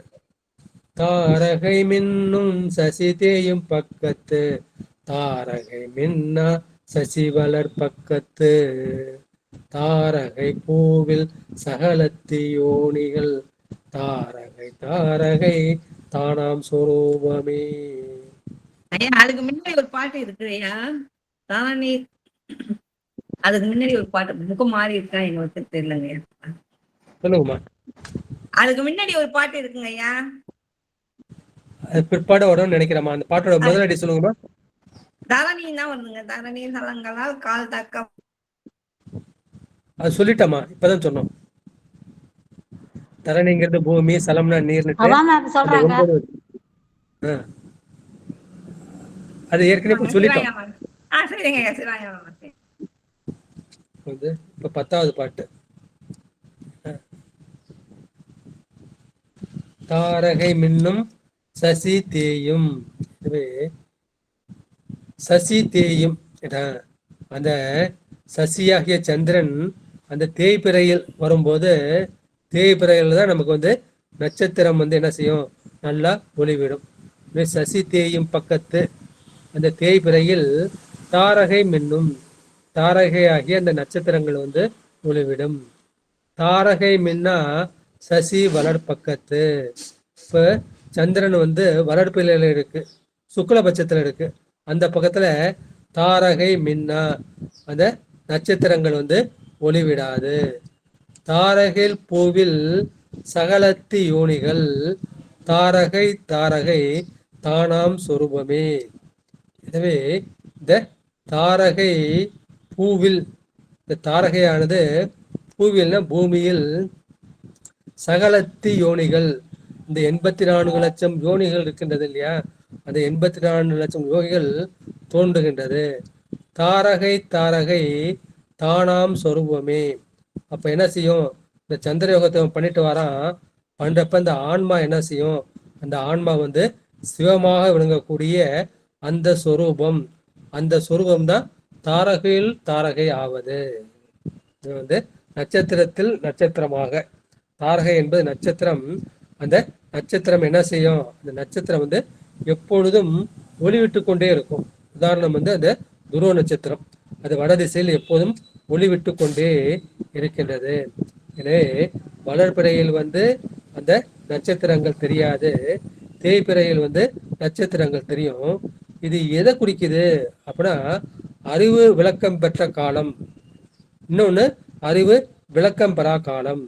அந்த அறிவு விளக்கப்பெற்ற காலம் வந்து நமக்கு சகல நிலை. அந்த சகல நிலை, அறிவு விளக்கம் பெறாதது அது கேவல நிலை. ஆனா என்ன செய்யணும்? அந்த கேவல நிலையிலிருந்து சகல நிலைக்கு வந்திருக்கோம். அந்த சகல நிலையிலிருந்து என்ன செய்யணும்? அந்த சுத்த நிலையாகிய சிவநிலைக்கு போகணும். அதான் தாரகை தாரகை தானாம் சொரூபமே. அவன் வந்து நட்சத்திரங்கள் கூடி அந்த சிவஸ்வரூபம் ஆவது போல. தேய்பிறையில வந்து சந்திரக்கலை வந்து கொஞ்சம் கம்மியா இருக்கும். அப்போ வந்து நமக்கு என்ன செய்யும்? அப்ப நட்சத்திரக்கலை வந்து நமக்கு வந்து தெரியும். வளர்பிறையில வந்து அந்த அறிவு விளக்கம் அதிகமா இருக்கும். நமக்கு வந்து அப்ப நட்சத்திரம் வந்து தெரியாது, அதாவது உலகப் பொருள்கள் நமக்கு தெரியாது என்ற கருத்தை வந்து இந்த 10வது பாட்டுல வந்து சொல்லியிருக்கின்றார்கள். அடுத்த 11வது திருப்பாடல். முற்பதினஞ்சின் முளைத்து பெருத்திடும் பிற்பச்செழுஞ்சில் பெருத்து சிரித்திடும் அப்பதினஞ்சும் அறிய வல்லார்கற்கு செப்பறியான் கலல் சேர்தலுமாமே என்று முற்பதினஞ்சு. அந்த முற்பதினஞ்சுல வந்து அதாவது வளர்பிறை தான் முதல்ல 15 நாள். இந்த முதல் 15 நாள்ல அந்த சந்திர மண்டலம் என்ன செய்யும், அது வந்து வளர்ந்து கொண்டே போகும், தோன்றி வளர்ந்து கொண்டே போகும். அப்புறம் பிற்பதினஞ்சில் பெருத்து சிறுத்திடும். பௌர்ணமிக்கு வந்துருச்சு, பௌர்ணமிக்கு அப்புறம் என்ன செய்யும், அது படிப்படியாக தேய்ந்து வரும். அப்பதினஞ்சும் அறிய வல்லார்க்கு, வளர்கின்ற 15 நாட்கள், தேய்கின்ற 15 நாட்கள் ஆகிய இந்த இருவகை 15 நாட்களையும் அறிய வல்லார்களுக்கு, அதை அறிந்து யோகம் புரிய வல்லவர்களுக்கு செப்பறியான் கலல், பெருமானுடைய திருவடியை வந்து வாயால் வந்து வாய் விட்டு சொல்ல முடியாது, சொல்ல ஒணாதது, சொல்லுவதற்கரிய சிவனுடைய திருவடியை சேர்தலும் மாமே. அந்த மாதிரி அவன் வந்து வளர்ப்பிறை தேய்பிறையை அறிஞ்சு இவன் வந்து கண்ணை தொடர்ந்துதான் பார்க்கணும்னு அவசியம் கிடையாது. ஏன்னா உடம்புல வந்து வெளியில வந்து அண்டம் இருக்கு, அங்க அண்டச்சந்திரன் வந்து இருக்குது. இவன் உடம்பு வந்து பிண்டம், இந்த பிண்டத்துல வந்து சந்திரன் இருக்கு. இந்த பிண்டத்திலே வந்து அவன் என்ன அறிவான், இன்னைக்கு வந்து வளர்பிறை, வளர்பிறை அஷ்டமி, வளர்பிறை நவமி, தேய்பிறை அஷ்டமி, தேய்பிறை நவமி, தேய்பிறை அஷ்டமி நம்ம என்ன செய்யணும், நம்ம பைரவர் வழிபாடு செய்யணும். அப்புறம் அந்த யோகிக்கு வந்து உள்ளுக்குள்ளேயே வந்து அவனுக்கு தோன்றும். எனவே பிண்டச்சந்திரனுக்கும் அண்டச்சந்திரனுக்கும் 2 வகை பக்கங்கள் இருக்கின்றது. வளர்கின்ற பக்கம், தேய்கின்ற பக்கம் என்கின்ற 2 பக்கங்களும் உள்ளது என்று இந்த பாட்டுல சொல்லியிருக்கின்றார்கள். எனவே சந்திர யோகம் வந்து வளர்பிறை தேய்பிறைக்கு ஏற்ப அது வளர்ச்சியும் தேய்வும் உடையது. எனவே இந்த சந்திரன் முதல் 15 நாட்களில் தோன்றி வளரும், பிறகு அது பூர்ண பௌர்ணமியாக மாறும், அதன் பின் 15 நாட்களில் அது தேயும். அந்த மாதிரி இதனை உணர்பவர்கள் என்ன செய்வார்கள், அவர்கள் வந்து அதற்கு உண்டான அந்த யோகத்தை செய்து அது பரமேஸ்வரனது ஸ்ரீபாதத்தை, அந்த திருவடியை படுவார்கள். இதை தான் நம்ம வந்து பூர்வ பக்கம் அபர பக்கம் என்று சொல்றோம். பூர்வ பக்கம்னா முன்காலம் வளர்பிறை, அபர பக்கம் என்பது பின்காலம் தேய்பக்கம். இதனை வந்து இவனுக்கு சித்தி பெறக்கூடிய காலம், அந்த அறிவு நுணுகும் காலம், இவற்றை அவன் அறிவான். இவன் வெளியே பார்த்து அறிய மாட்டான், அவனுக்கு உள்ளேயே அந்த சந்திரக்கலை, சூரியக்கலை, அக்னிகலை, நட்சத்திரக்கலை அது எல்லாமே விரிந்து சுருங்கும், அது பரஞானமாக மாறும். இது வரைக்கும் அபரஞானமாக இருந்தது, பரஞானமாக மாறி சிவபெருமானுடைய திருவடியை சேரலாம் என்ற கருத்தை இந்த 11வது பாட்டுல பார்த்திருக்கோம். அடுத்து 12வது பாட்டு. அங்கி எழுப்பி அருங்கதிர் ஊட்டத்து தங்கும் சசியால் தாமம் 5 பொங்கிய தாரகையாம் புலன் போக்கர திங்கள் கதிர் அங்கி சேர்கின்ற யோகமே. இந்த பாட்டுல என்ன சொல்றாரு, இந்த சந்திர யோகத்தின் இலக்கணம் என்ன என்பதை இந்த பாட்டுல சொல்லியிருக்கிறார். அங்கி எழுப்பி, அங்கி என்பது அக்னி மண்டலம், நம்முடைய அடி வயிற்று பகுதி. அந்த அடி வயிற்று பகுதியில் தான் வந்து அந்த குண்டலி இருக்குது. அந்த குண்டலி மூலக்கணலாக இருக்கின்றது. அதான் மூலாதாரத்து மூண்டலுக்கணலை காலால் எழுப்பி. எனவே அங்கி எழுப்பி அந்த வயிற்று பகுதியில் உள்ள அக்னி மண்டலத்தில் குண்டலினி ஆகிய அந்த அங்கியை, அந்த தீயை எழுப்பி அருங்கதிர் ஊட்டத்து, அதுக்கு மேல இருக்கிறது என்ன, இந்த மார்பாகிய சூரிய மண்டலம், அந்த அரிய கதிர் ஊட்டத்து சூரிய மண்டலத்தின் கதிர்களின் வழியாக இந்த சூரிய கரணங்களின் அந்த ஊட்டத்தால், சூரிய கரணம் தான் நமக்கு உடம்புக்கும் பூமிக்கும் செடி கொடிகளுக்கும் ஊட்டம் கொடுக்குது. சூரியன்ல இந்த உலகத்துல எதுவுமே வந்து வளராது. எனவே சூரிய மண்டலத்தில் உள்ள கிரணங்களின் அந்த ஊட்டத்தாலே அது என்ன, அங்க 5 ஆகி அப்படின்னா இங்க மேலே போகுது. அது போய் மேலே இருக்கின்ற அது தங்கும் சசியால், இங்க சந்திரனால், என்ன அங்க 5 5 ஆகி இந்த ஆக்கிய சக்கரம்ல உள்ள இங்கேருந்து ஆக்கிய சக்கரம்ல அந்த இடம் வந்து 5 5 25 ஆகி இந்த பொங்கிய தாரகை ஒளி பொங்கக்கூடிய ஒளியை மிகுதியாக தரக்கூடிய தாரகைகளாகிய அந்த சந்திரன் சந்திரன் இல்லை அது நட்சத்திரங்கள், தாரகை என்பது நட்சத்திரம், அந்த நட்சத்திரம் ஆகிய புலன் போக்கற. அப்ப என்ன செய்யுது, எல்லா அறிவும் எது வழியா போகுதுன்னா இந்த புலன்கள் வழியாக போகின்றது. மெய்வாய் கண்மூக்கு செவி என்று சொல்லக்கூடிய 5 ஞானேந்திரியங்கள், அந்த 5 ஞானேந்திரியங்களாக அந்த சுவை ஒளி ஓசை ஊறு நாற்றம் என்கின்ற அந்த 5 புலன்களின் வழியாக செல்லுகின்றது.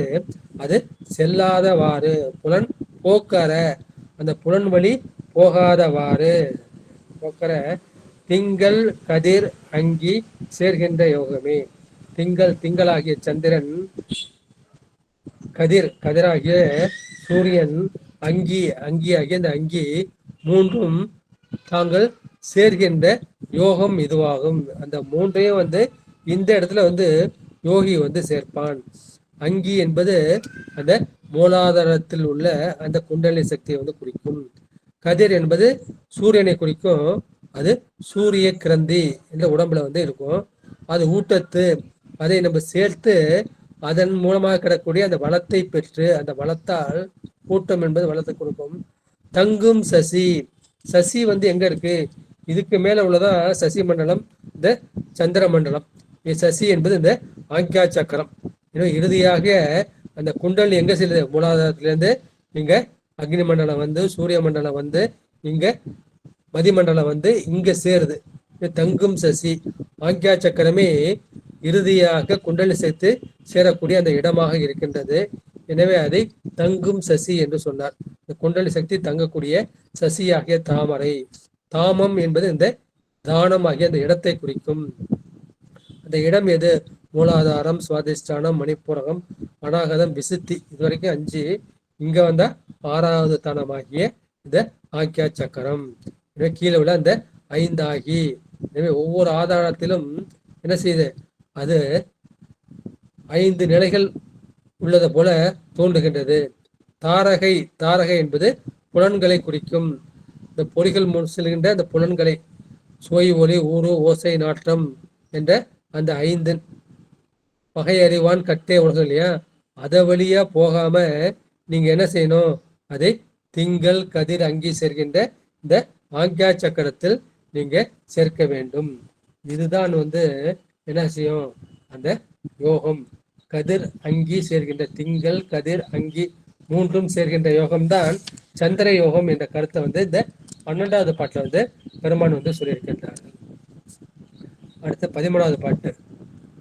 ஒன்றிய ஈரன் களையும் உடல் உற நின்றது கண்டும் நினைக்கில நீசர்கள், கன்றிய காலன் கருக்குழி வைத்த பின் சென்றதில் வீழ்வர் திகைப்பொலியாரே.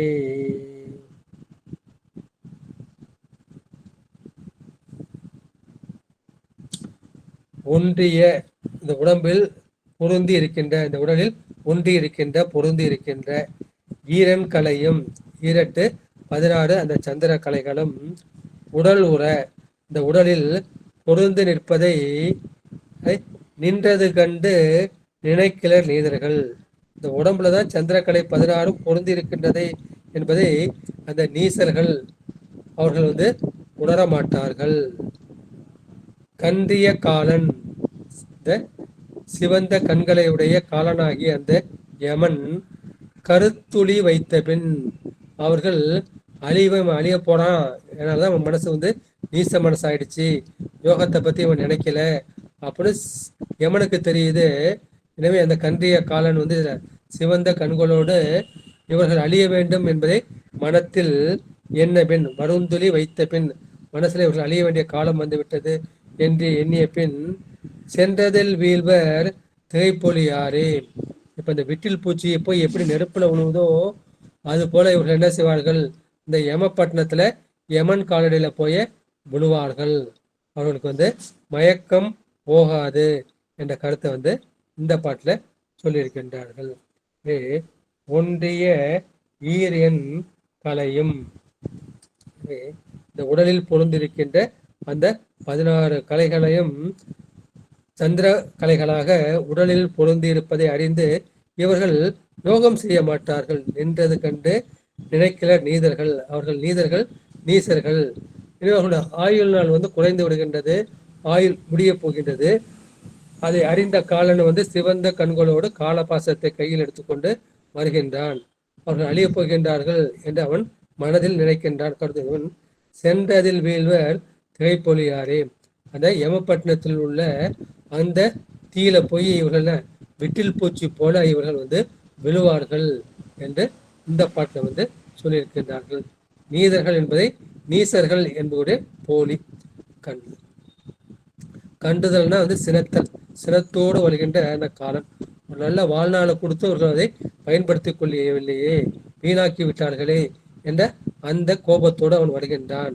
அவன் அந்த விளக்கில் விழக்கூடிய வெற்றில் பூச்சி போல இவர்கள் யமப்பட்டணத்தில் போய் விழுவார்கள் என்ற கருத்தை இந்த பாட்டுல சொல்லியிருக்கின்றார்கள். அடுத்து 14வது பாட்டு. அங்கி மதி கூட ஆகும் கதிரொளி, அங்கே கதிர் கூட ஆகும் மதியொளி, அங்கும் சசி கதிர் கூட தாரகை தங்கி அதுவே சகலமும் ஆகுமே. இந்த பாட்டுல என்ன சொல்றாரு?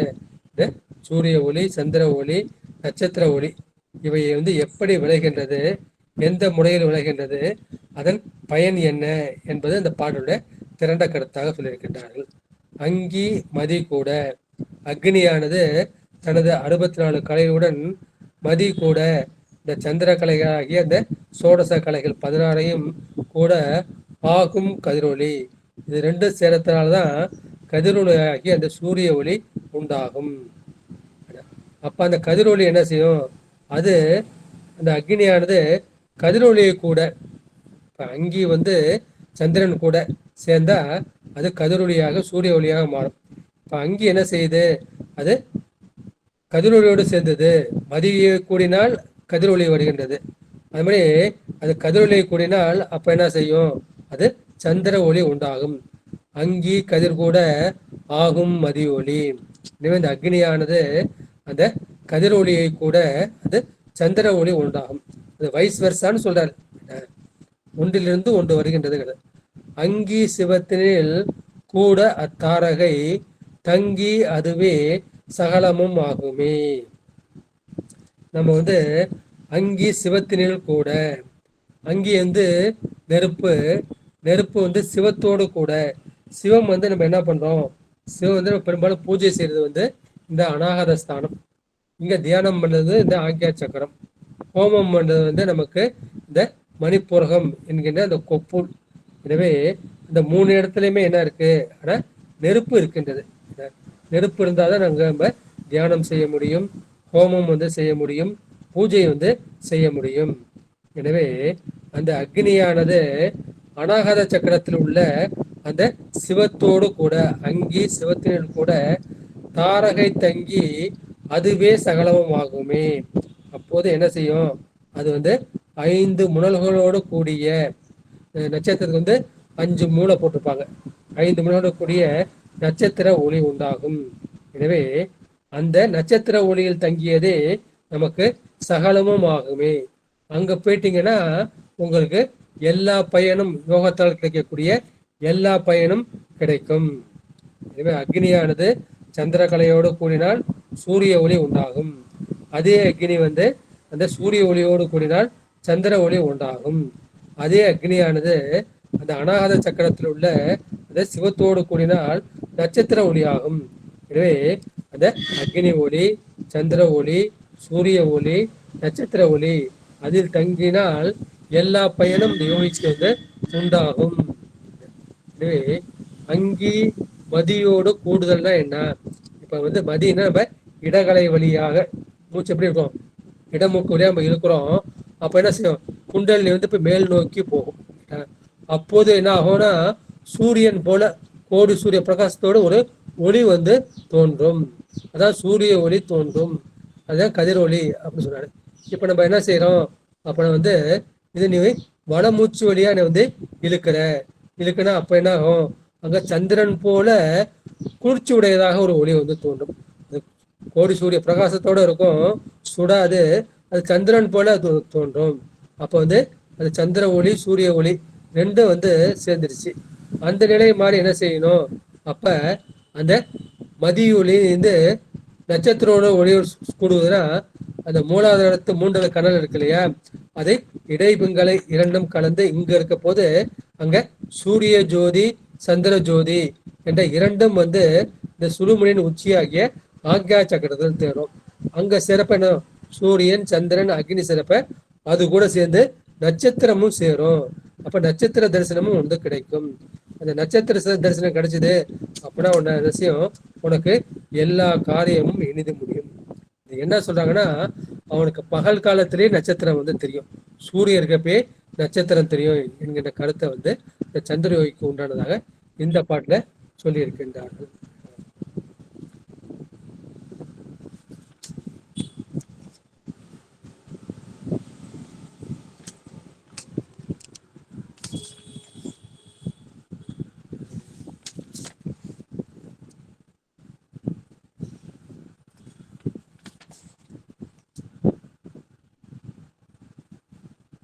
பதினஞ்சாவது பாட்டு போறோம். ஈராறு பெண்களை எண்ணிரண்டாண்களை பேராமல் பொக்கு பிடித்து கொடு வந்து நேராக தோன்றும் நெருப்புறவி பெய்யில் ஆறாத ஆனந்தம் ஆனந்தமானதே. ஈராறு பெண்களை, ஈராறு 12, அந்த 12ம் வந்து பெண்கலையாக சொல்லப்படுகின்றது. எண்ணிரண்டு ஆண்களை, எண்ணிரண்டு அந்த இரண்டையும் எண் 2 ஈரெட்டு 16, ஆண்கலைகள் வந்து 16, பெண்கலைகள் அது 12, எண்ணிரண்டு ஆண்கலை, ஆண்கலைகள் 16, பேராமல் பூக்கு பிடித்து கொண்டு வந்து, இந்த ஆண்கலை பெண்கலை இந்த இரண்டையும் என்ன செய்யணும், அதை பேராமல் பிடித்து, அதை மாறி போகாதவாறு அதை பிடித்து நிறுத்தி கொடு வந்து, அது சுழுமுனையின் வழியாக மேலே கொண்டு வந்து, அந்த மாதிரி கொண்டு வந்து தோன்றும் நெருப்புற, அந்த மாதிரி மேலோக்கி நிற்பனா இங்க வந்து நெருப்பாகிய தீ தெரியும், இந்த மூலக்கணல் தெரியும், அது நெருப்புறவே பெய்யில் ஆறாத ஆனந்தம் ஆனந்தமாகவே. அந்த மாதிரி இந்த மூன்றும் சேரும் போது இந்த பெண்கலையாகிய 12 அது துவாதச ஆதித்யர்கள், ஆண்கலையாகிய அந்த சந்திரகலைகள் 16, இந்த இரண்டும் மாறி போகாதவாறு பிடித்து இந்த சுழுமுனையின் வழியாகிய இங்க நிறுத்தினா அங்க அக்னிகலையும் வந்து சேரும். அங்க சேர்ந்துச்சுன்னா அப்ப என்ன செய்யும், ஆறாத ஆனந்தம் ஆனந்தமே. அதுக்கப்புறம் அவனுக்கு வந்து சோகமே கிடையாது, துன்பமே கிடையாது, அவனுக்கு ஆனந்தம் ஆனந்தமே. சூரிய கலையை வந்து பெண்கலை என்றும் சந்திரகலை வந்து ஆண்கலை என்றும் சொல்லியிருக்கின்றார்கள். இந்த 2 நாடியின் வழியாக இந்த பிராணன் வந்து இயங்குகின்றது. அந்த பிராணனை என்ன செய்யணும், நடுநாடி வழியாக மேல் சென்று மேல் சுண்டனோடு சேர்த்தால் இங்கே ஆக்கியா சக்கரம் வந்தா, இந்த மதிமண்டலம் வந்தால் அவனுக்கு பேரானந்தம் வந்து விளையுமே என்ற கருத்தை வந்து இந்த பாட்டுல வந்து சொல்லியிருக்கின்றார்கள். எனவே 12 என்று வரையறுக்கப்பட்ட சூரிய கலைகள் அவை பெண் கலைகள், 16 என்று வரையறுக்கப்பட்ட அந்த சந்திர கலைகள் வந்து ஆண் கலைகள். இவர்கள் என்ன செய்யணும், அந்த அளவு கூடாமல் குறையாமல் அதை என்ன செய்யணும், அந்த மூச்சு பயிற்சி வழியாக பிராணனை பூரித்து அந்த மூல அக்கினி விளங்கக்கூடிய அந்த இடத்துல வந்து நீங்கள் கும்பித்தால் அப்போது என்ன செய்யும், உங்களுக்கு தெவிட்டாத ஒரு பேரின்பம் கிடைக்கும். மற்ற இன்பம்லாம் தெவிட்டு போயிடும், இது தெவிட்டாத இன்பம் வந்து கிடைக்கும். வழக்கமா என்ன செய்வோம், சூரியனை வந்து ஆண் என்றும் சந்திரனை வந்து பெண் என்றும் சொல்லக்கூடியது. இது ஏன் அந்த மாதிரி சொல்லியிருக்காங்க அப்படின்னா, சந்திரக்கலை தான் சந்திர மண்டல ஆற்றலை வந்து மிகுவித்தல். நமக்கு இறுதியாக இருப்பது வந்து இந்த சந்திர மண்டலம். எனவே அது வந்து ஆணாக இங்க உருவகம் வந்து செய்திருக்கின்றார். எனவே இதை சந்திரக்கலையை முன்ன வச்சிருக்காரு, 16 கலைகள்னு வச்சிருக்காரு. அதுக்கடுத்த சூரிய கலையை வந்து வைத்திருக்கின்றார். எனவே இது வந்து அவருடைய ஆற்றலையும் எண்ணிக்கையையும் பொறுத்து இவர் ஆண் பெண்ணாக உருவகம் செய்திருக்கின்றார் என்ற கருத்தை இந்த பாட்டுல பார்க்கிறோம். அடுத்து 16வது நிறைவு பாடல். காணும் பருதியின் காலை இடத்திட்டு வானும் மதியதன் காலை வளர்த்திட்டு பேணி இவ்வாறு பிழையாமற் செய்வீரேல் ஆணி கலங்காதோ ஆயிரத்தாண்டே. காணும் பருதியின் நம்ம பார்க்குறப்ப சூரியன் வந்து பகல்ல வந்து தெரியுது. எனவே காணப்படுகின்ற சூரிய கலையாகிய அந்த பிங்களை வழியாக காலை இடத்திட்டு அந்த காற்றை நீ என்ன செய்யணும்? இடத்திட்டு இடக்கலை வழியாக நீ செய்திட்டு மானும் மதியதன் காலை வளர்த்திட்டு மாண்பு மிக்க பெருமை மிக்க அந்த சந்திரக்கலை அது என்ன செய்யும்? அது இடகலையால் வழங்கக்கூடிய அந்த காற்றை அதை வலப்பக்கமாக பிங்களை வழியாக இயங்க செய்து வளர்த்திட்டு பேணி இவ்வாறு பிழையாமல் செய்வீரே. இந்த மாதிரி நீங்க வந்து பேணி பாதுகாத்து தவறு ஏற்படாதவனும் பாதுகாத்து பிழை இல்லாமல் தவறு இல்லாமல் செய்தால் ஆணி கலங்காது ஆயிரத்தாண்டு. அப்படின்னா அது 1000 ஆண்டானாலும் இந்த உடலாகிய ஆணி வந்து கலங்காது. இது 1000 ஆண்டு அது நிலை பெறும் என்று சொல்லியிருக்கின்றார்கள். பருதியின் கால், பருதி என்பது சூரியனை குறிக்கும், அது பிங்களை. மதியதன் கால் என்பது அது இடநாடி இடகலை. இந்த மாதிரி பிராணவாயு இயங்கிக் கொண்டிருக்கின்றது. எனவே அப்ப என்ன செய்யும்? காணும் பருதின்னு ஏன் சொல்றாரு அப்படின்னா, நீ இந்த யோகம் செய்யறப்ப உனக்கு வந்து இந்த இடத்துல வந்து ஒளி தோன்றும். அந்த ஒளி வந்து கோடி சூரிய பிரகாசமாக இருக்கும். ஆனா எப்படி 1000 கோடி சந்திரன் சேர்ந்தது போல அது குளிர்ச்சியாக இருக்கும். அப்பேற்பட்ட அந்த சந்திர யோகம் வந்து உனக்கு கிடைக்கும். அந்த மாதிரி சந்திர யோகம் உன்னை வந்து பிழைபடாமல் நீ செய்தால், குரு சொன்ன மாதிரி செஞ்சா உனக்கு என்ன செய்யும்? இந்த உடலானது 1000 ஆண்டு தாண்டியும் இது நிலைத்திருக்கும் என்ற கருத்தை வந்து இந்த பாட்டில் வந்து சொல்லியிருக்கின்றார்கள். எனவே ஃபர்ஸ்ட் என்ன செய்யணும்? சூரிய கலையை வந்து நம்ம பூரிக்கிறோம். அதை என்ன செய்யணும்? இடநாடி வழியாக நம்ம ரேசகம் பண்ணுறோம். ஃபர்ஸ்ட் என்ன பண்ணுறோம்? இந்த இடத்துல சூரிய நாடி வழியாக மூச்சை இழுக்கிறோம். மூச்சை இழுத்து சந்திர நாடி வழியாக வெளியே விடுறோம். அப்புறம் என்ன பண்ணுறோம்? சந்திர நாடி வழியாக பூரித்து அப்புறம் மலநாடி சூரியனை ரேசகம் பண்ணுறோம். இந்த மாதிரி பிராணாயாமத்தை நீ தவறாமல் பூர்த்தி செய்தால் அது 1000 ஆண்டுகள் சென்றாலும் அது உடல் தளர்ச்சி அடையாது. அது உடைய ஆயுளை வந்து 1000 ஆண்டுகள் நீங்கள் நீட்டித்துக் கொள்ளலாம். எந்த வழியா பூரிக்கிறோமோ அந்த வழியா வந்து ரசிக்கணும் என்ற அந்த கருத்தை வந்து இந்த பாட்டுல இதுல 3 முறை ஒண்ணு சொல்றாரு. 3 முறை என்ன அப்படின்னா, ஒரு முறை மூக்கு வந்து வலது பக்கம் மூக்கு அடைச்சுக்கிறோம். அடைச்சிக்கிட்டு இந்த இடநாடி இருக்கு இல்லையா, இது வழியாவே என்ன பண்றோம்? நம்ம பூரகம் மூச்சை உள்ள இழுக்கிறோம், மூச்சை வெளியே விடுறோம். இது வந்து சந்திர நாடி வழியாவே மூச்சை உள்ள இழுக்கிறது. வலதுக்கு எந்த வேலையுமே இல்லை. இது வந்து ஒரு முறை. 2வது முறை என்ன? இது வந்து இந்த இடது நாசியை அடைச்சிக்கிட்டு வலது நாசிய வழியாகவே மூச்சு இழுக்கிறது, மூச்சை வெளியில விடுறது. இது வந்து ஒரு முறை. 3வது முறை என்ன? 3வது முறை வந்து இந்த இடநாடி வழியா மூச்சை இழுத்து வலநாடி வழியா என்ன பண்றோம்? மூச்சை வெளியே விடுறோம். இப்போ வலநாடி வழியா மூச்சு இழுத்து இது இடநாடி வழியா மூச்சு விடுறோம். இடப்பக்கம் ஆரம்பிச்சு வலப்பக்கம், வலப்பக்கத்தை ஆரம்பிச்சு. இதுக்கு 4வது முறை என்ன? இதை அடைச்சிக்கிட்டு வலநாசி வழியா மூச்சை இழுத்து இடநாசி வழியா இப்படி வெளியே விடுது. அப்போ இடநாசி வழியா மூச்சு இழுத்து வலநாசி வழியா விடுது. ஆக மொத்தம் 4 வகையான இந்த மூச்சு பயிற்சிகளை வந்து நம்முடைய திருமூல பெருமான் வந்து இந்த இடத்துல வந்து சொல்லியிருக்கின்றார். சந்திர நாடியோடையே மூச்சை விடுக்கிறது, மூச்சு விடுது. சூரிய நாடியோடையே மூச்சு இழுக்கிறது, மூச்சு விடுறது. அப்புறம் சந்திர நாடி வழியா மூச்சு இழுத்து சூரிய நாடியாலேயே வெளியே விட்டுரு. அப்புறம் சந்திர நாடியா மூச்சு எடுத்து சூரிய நாடியா வெளியே விடுது. அப்புறம் சூரிய நாடியா மூச்சு எடுத்து இது சந்திர நாடி வழியா விடுறது. அப்படி பல வகையான இந்த முறைகளை வந்து சொல்ல. இது எப்படி இவங்க பண்ணுவாங்க அப்படின்னா வந்து உங்களுடைய குரு வந்து பார்ப்பாரு. குரு பார்த்து இவன் உடம்பு பித்த உடம்பா, வாத உடம்பா, கப உடம்பா அப்படின்னு பார்த்து அதுக்கு தக்க பயிற்சிகளை வந்து கொடுப்பாரு. அந்த மாதிரி கொடுத்து அந்த முறைப்படி நீங்க செஞ்சாதான் உங்களுக்கு என்ன ஆகும், உங்களுக்கு வந்து இந்த சந்திர யோகம் வந்து சித்திக்கும் என்கின்ற அந்த யோகத்தின் பல முறைகளை இந்த பாட்டுல வந்து தெளிவாக நம்முடைய திருமல பெருமான் சொல்லியிருக்கின்றார் என்ற கருத்தை சொல்லி இன்றைய திருமந்திர சிந்தனையை இத்துடன் நிறைவு செய்கின்றேன்.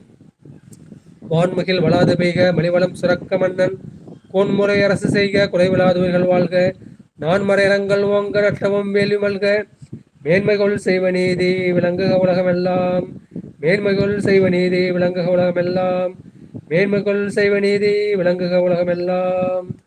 ஆறிரு தடந்தோள் வாழ்க அறுமுகம் வாழ்க வெற்பை கூறு செய்தனிவேல் வாழ்க கொக்குடம் வாழ்க செவ்வேல் ஏரிய மங்கை வாழ்க யானை தனநங்கு வாழ்க மாறிலா வள்ளி வாழ்க வாழ்க சீர் அடியார் எல்லாம் வாழ்க சீர் அடியார் எல்லாம் வாழ்க சீர் அடியார் எல்லாம் என்று சீரடியார் பாதங்களை வணங்கி இன்றைய திருமந்திர சிந்தனையை நிறைவு செய்கின்றேன். நன்றி, வணக்கம். சிவாய நம. திருச்சிற்றம்பலம், தில்லையம்பலம், திருச்சபேசா, சிவசிதம்பரம், சிவசுப்பிரமணியோம், சிவசுப்பிரமணியோம், சிவசுப்பிரமணியோம். அடியார் பெருமக்கள் தங்கள் கருத்துக்களை பதிவு செய்யலாம், ஐயங்களை கேட்கலாம், இல்லை வந்து நிறைவு செய்து விடலாம். சிவாய நம. எல்லா திருடி வணக்கம் ஐயா. சிவாய நம. ஐயா, ஒரே ஒரு சந்தேகம் மட்டும் ஐயா. இந்த ஆனந்தம் பேரான ஈராறு பெண்களை அப்படின்னு வருது இல்லைங்கய்யா. அதாவது 16 கலை தானங்கய்யா சந்திரன் கலை சொல்லுவாங்க. ஆமாம் ஆமா. அப்ப ஈராறு பெண்களை அப்படின்னா அது என்னதுங்க ஐயா? அதுதான் கொஞ்சம் விளக்குங்க ஐயா.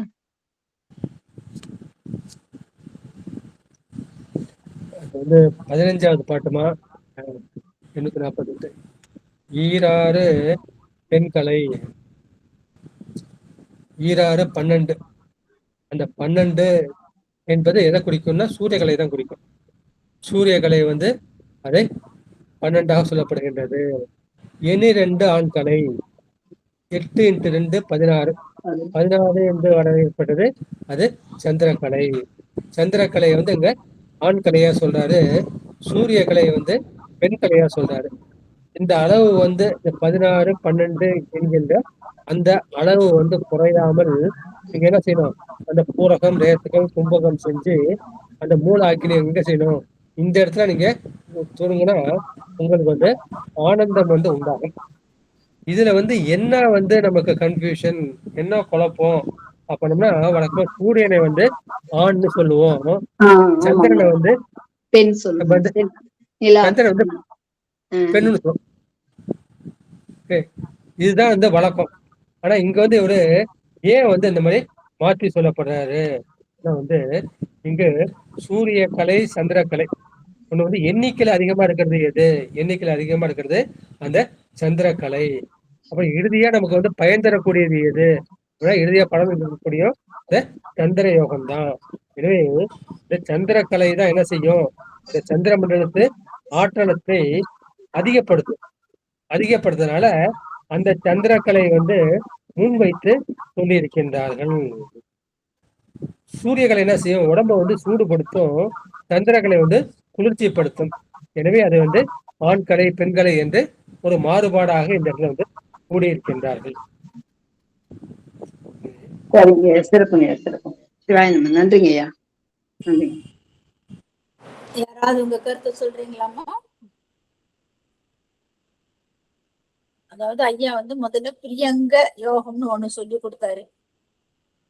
பரியங்க யோகம்னா என்ன அப்படின்னா, கட்டில் யோகம் ஆகுதுன்னு சொல்றது. சரி, ஒரு ஆணன் பெண்ணுடைய சேர்ந்து கூடி செய்ய அந்த வந்து போகத்தை யோகமா மாற்றக்கூடியது அப்படின்னு சொல்லி ஒரு அழகா விளக்கம் எடுத்து கொடுத்தாரு. 2வது வந்து அந்த அமுத தாரணை அப்படின்னு சொல்லி, அமுரினா ஒரு வீரியமான ஒரு சக்தி நம்ம உடம்புல இருக்குது. அந்த சிறுநீர் தான் சொல்லுவாங்க. அது பல வகையான காரணம் சொல்றாங்க. குடிநீர், வாநீர் எல்லாமே வந்து அமுரி தாரணை தான் சொல்றது. அந்த நீரை எப்படி நம்ம பயன்படுத்தணும்னா அது என்ன நம்ம நோயெல்லாம் தீர்க்கும் போன முறை ரொம்ப அழகா விளக்கம் எடுத்து கொடுத்தாரு. அடுத்து சந்திர யோகம். இந்த சந்திர யோகம் என்ன அப்படின்ட்டு ஐயா ஒரு தலைப்பு கொடுத்து ஆரம்பிச்சாரு. சந்திர யோகம் செய்த என்னென்ன பயன்ட்டு ஒவ்வொரு பாடல் மூலியமா நம்ம திருமந்திரம் நமக்கு விளக்குது. சந்திர யோகம் வந்து நமக்கு வந்து நம்ம சந்திர யோகம் சொல்லுவாங்க எல்லாருக்கும் அத்தியானத்துல வருது. பாடல் திருநாவுக்கரசுடைய பாடல் பலமுறை நான் சொல்லியிருக்கேன். மாசில் வீணையும் மாலையும் மதியம் வீசுத்தண்டலும் அப்படின்னு சொல்லியிருக்கேன்.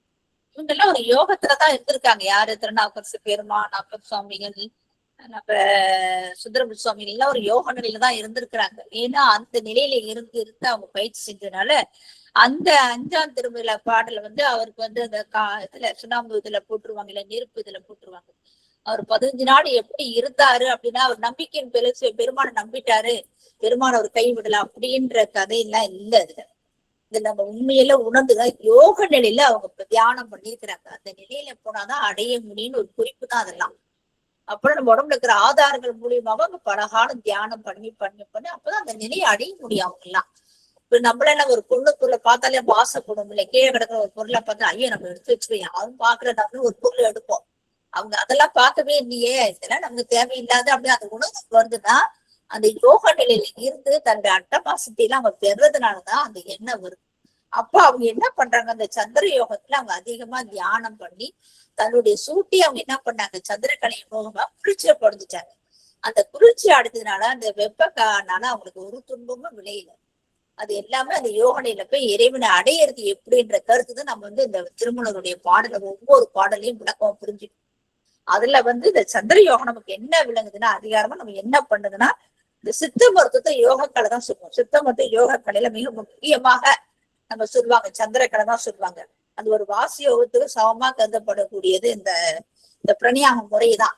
எல்லாமே இப்ப வரதுல இனிமேட்டு நம்ம வரப்போற படிக்க போறது எல்லாமே இந்த பிரணயாமம் செய்யறது எப்படி, அந்த வாசி யோகம் பண்றது எப்படின்னு. ஆனா நம்ம ஐயா நம்ம ஆனந்தம் என்ன சொல்ல, மந்திரத்தை சொல்லு, ஒழுங்கா கடைப்பிடி, இந்த சரிய யோகத்துல ஒழுங்கு சரியை செய்ய கிரியை செய்ய, அது போதும், அந்த நிலையை நம்ம அடையலான்ற உண்மைதான் இல்லைன்னு.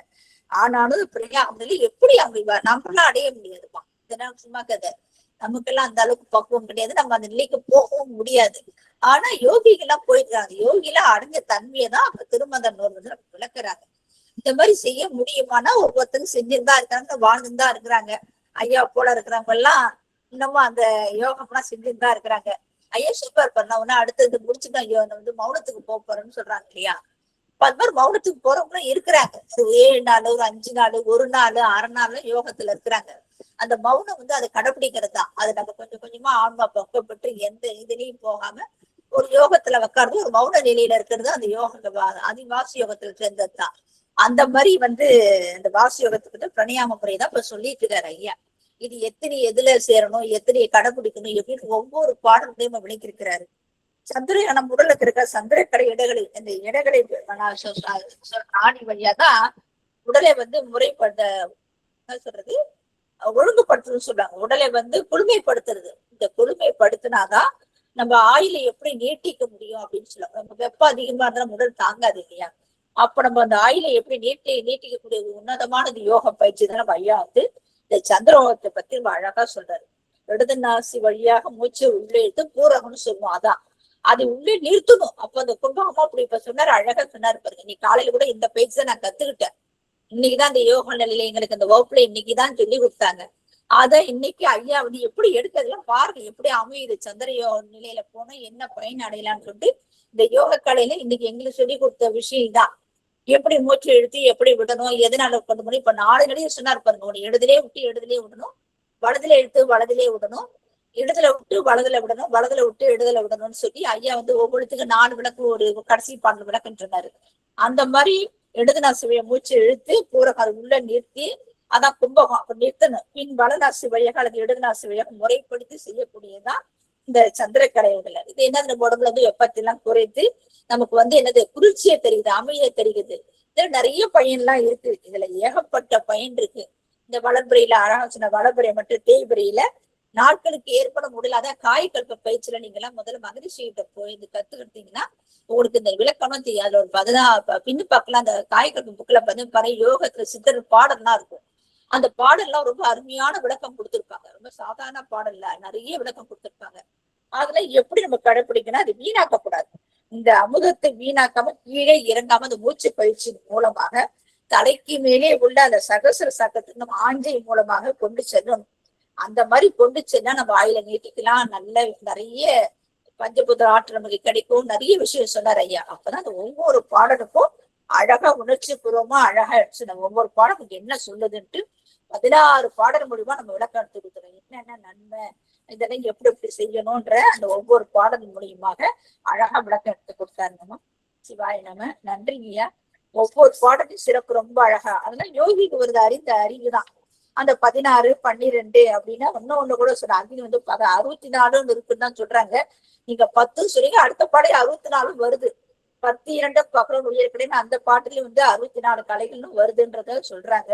அந்த மாதிரி ஒவ்வொரு பாடல் மூலியமாக நம்ம வந்து எப்படி நம்ம உணர்ந்து இதை கொண்டு போகலாம் அப்படின்ற அந்த கருத்தை வந்து 16 பாடல் மூலியமா நம்ம ஐயா அழகா விளக்கம் எடுத்து கொடுத்துருக்கிறாரு. அது வளர்பிறையில என்ன தேய்பிறையில என்னன்றது எவ்வளவு சிறப்பு. ஒவ்வொரு நம்முடைய தேவைக்கு தகுந்த மாதிரி ஐயா விளக்கம் எடுத்து கொடுத்துருக்காங்க. ரொம்ப நன்றி ஐயா. அடியன் வந்து மன்னித்தருளுக, ஒரு முக்கியமான ஒரு வேலை வந்துருச்சு அடியனுக்கு. நான் உடனே வெளியில கிளம்புறேன். மற்ற அடியாருன்னு நீங்க பேசிட்டு உங்களுடைய கருத்தெல்லாம் சொல்லிட்டு விடைபெறுமாறு கேட்டுக்கொள்கிறேன். சிவாய நம. இப்பயே 2 3 பாடல் கேட்கலைங்க நடுவுல. ரொம்ப ஒரு இதுல ஒரு பெரிய பிரச்சனை ஓடிட்டு இருக்கு. அம்மா சாருமதி அம்மா மைக் இது ரெக்கார்ட் ஆஃப் பண்ணலையா? சாருமதி அம்மா, வாழ்த்து பாடல் பாடியாச்சு. ஐயா பாடிட்டாருங்கம்மா. ஐயாவே பாடிடுறாரு இப்பெல்லாம்.